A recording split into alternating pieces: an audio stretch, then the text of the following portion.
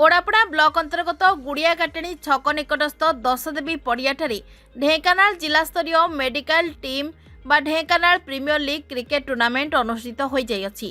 ଏହି ଟୁର୍ଣ୍ଣାମେଣ୍ଟରେ ଢେଙ୍କାନାଳ ଜିଲ୍ଲା ଅନ୍ତର୍ଗତ 8 ଗୋଟି ମେଡିକାଲର କର୍ମଚାରୀମାନଙ୍କୁ ନେଇ 8 ଗୋଟି ଦଳ ମଧ୍ୟରେ ବନ୍ଧୁତାପୂର୍ଣ୍ଣ କ୍ରିକେଟ ଟୁର୍ଣ୍ଣାମେଣ୍ଟ ମ୍ୟାଚ୍ ଅନୁଷ୍ଠିତ ହୋଇଥିଲା।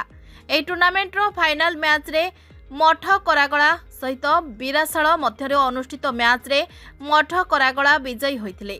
ओडापड़ा गोष्ठी स्वास्थ्य केन्द्र अधिकारी डॉक्टर अनंत कुमार राउल, डॉक्टर स्मृति रंजन विश्वाल और डॉक्टर सागर कुमार प्रधान को मिलित सहयोग में यह टूर्नामेंट उद्घाटन उत्सव में मुख्य अतिथि रूपे ओडापड़ा ब्लॉक अध्यक्षा सस्मिता महांती, उद्यापन उत्सव में मुख्य अतिथि रूपे हिंदोल विधायिका सीमाराणी नायक और सम्मानित अतिथि रूपे सांबादिक सुशांत कुमार पति, हिंदोल ब्लॉक उपाध्यक्ष वरुण सर, सरपंच दुष्मंत नायक जोगदे विजयी दल को ट्रॉफी प्रदान करथिले।